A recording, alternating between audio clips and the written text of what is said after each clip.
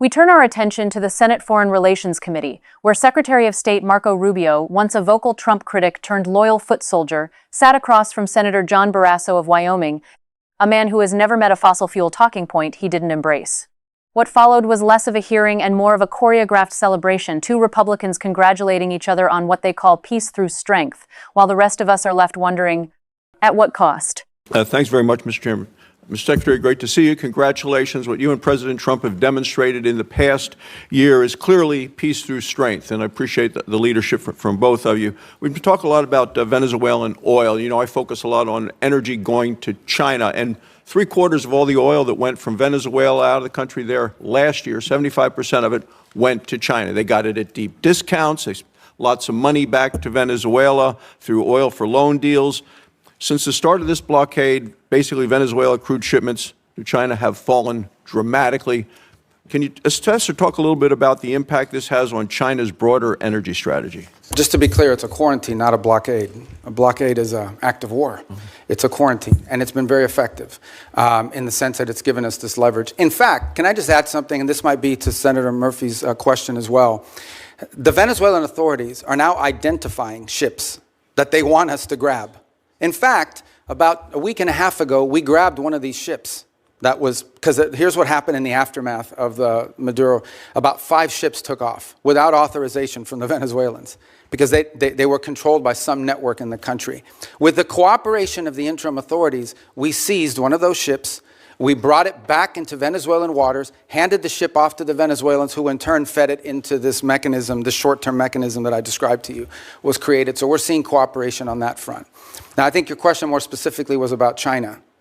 Yeah, so look, China can buy Venezuelan oil, but they're going to have to buy it like everybody else in the world is going to have to buy it. Yeah, at the normal price.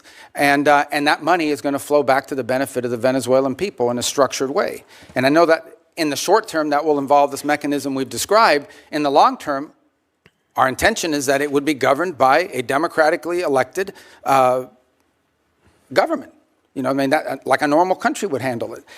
But it's not just about oil. There's other economic activity, the full spectrum. I mean, Venezuela was, and still, we're not talking about some third world country here. I mean, we're talking about a country that doesn't just have wealth, it has memory, it has history of economic activity, of people who own chains of pharmacies. I know some of these people, of people who own chains of retail stores, including American retailers who had a presence there. We just want it to be a normal, prosperous country again, not a playground for Iran, Russia, and China in our own hemisphere. And we're going to try to help them get that because we think it serves our national interest.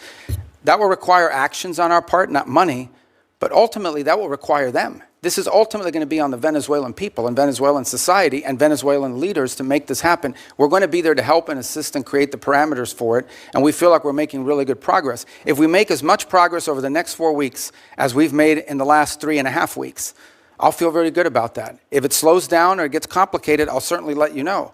But our anticipation is that we're going to be able to continue to work cooperatively with them because it's in their interest and ours. But I will point out to this. After this operation happened, look at the people who criticized it. I mean, there were others. China, Russia, Iran, Hamas. These were the people that were upset about this strike and this raid and what we did. And I can tell you that in many countries in the Western Hemisphere, there was great pleasure in the fact that Maduro was removed and that it didn't involve an all-out war and an invasion. Since you mentioned Iran, and Senator McCormick mentioned Iran as well, a lot of oil is still going from Iran to China. 1 million barrels a day last year. Lots of that money goes back to Iran, to the dictators, the people that are actually killing others on the street. Can you talk a little bit about what we can do to prevent that from continuing to go and what we're doing to support the Iranian? Some of that is sanctioned oil. It just requires the willingness to enforce those sanctions.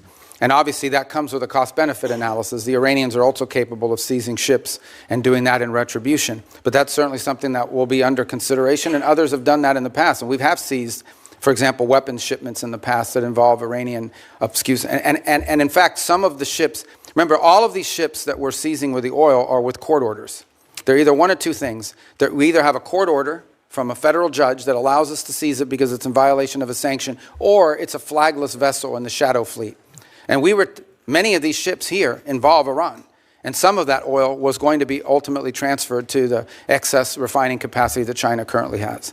Since you mentioned the word shadow fleet, Senator Shaheen and I have legislation on subsea cables. I've asked you about that the last time we were here, the sabotage being done, directly being targeted. I know that Sweden and Finland have both detained Russian ships along those lines. We're going to have a markup on that bill tomorrow. Is that something you continue to support our efforts to go after? It is, and it's featured prominently in the agenda, both at the G7 this year, as it did somewhat last year, but again this year in the G7 will be one of the top items we'll be discussing. And we've also been pushing it as a priority for NATO to consider. The two new things we want NATO to make a priority this year in our conversations are the undersea cable infrastructure and Arctic security, and the third is critical minerals and supply chains, because ultimately you can spend all the money in the world on weapons if you can't make them because you're missing some chip that requires some mineral that China controls, you're in a lot of trouble. Thank you, Mr. Chairman. Thank you. Senator Kaine. And there you have it, a hearing that, on its surface, appeared to be a serious discussion about American energy leverage, Venezuelan sovereignty, and the global shadow fleet. What we just witnessed was Secretary Rubio, a man whose own political journey from sharp Trump critic to his most prominent cabinet appointee is, in itself, a story worth telling, now serving as the administration's most polished salesman, packaging regime change as humanitarian goodwill. He spoke eloquently about Venezuela's memory, its history, its people who once owned pharmacy chains and retail stores. Touching words. But let's remember, this is the same administration that has shown remarkably little interest in the memories and histories of people seeking asylum at our own southern border. And then there was Senator Barrasso, lobbing what can only be described as the softest of softballs. Can you talk a little bit about what we're doing? Not a single challenging question about the legal framework for this so-called quarantine, not a word about congressional authorization, not one mention of the War Powers Act. When Secretary Rubio himself had to correct Barrasso, it's a quarantine, not a blockade. A blockade is an act of war. It told you everything you need to know about the depth of preparation on the Senate side. Now, let's talk about what was actually said and, more importantly, what wasn't. Secretary Rubio casually mentioned that Maduro has been removed. He described an operation a strike, a raid, his own words, and then pointed to the critics: China, Russia, Iran, Hamas. The implication being, of course, that if America's adversaries are upset, we must be doing something right. It's a rhetorically clever move, but it's also a deeply dangerous one. Because by that logic, any action that angers our enemies is justified regardless of its legality, its proportionality, or its long-term consequences. And what about those long-term consequences? Rubio assured us that Venezuelan oil revenue will flow back to the benefit of the Venezuelan people through some unspecified mechanism. In the short term, it's managed by, well, he didn't quite say whom. In the long term, he says, it'll be governed by a democratically elected government. We've heard that promise before in Iraq, in Libya, in Afghanistan.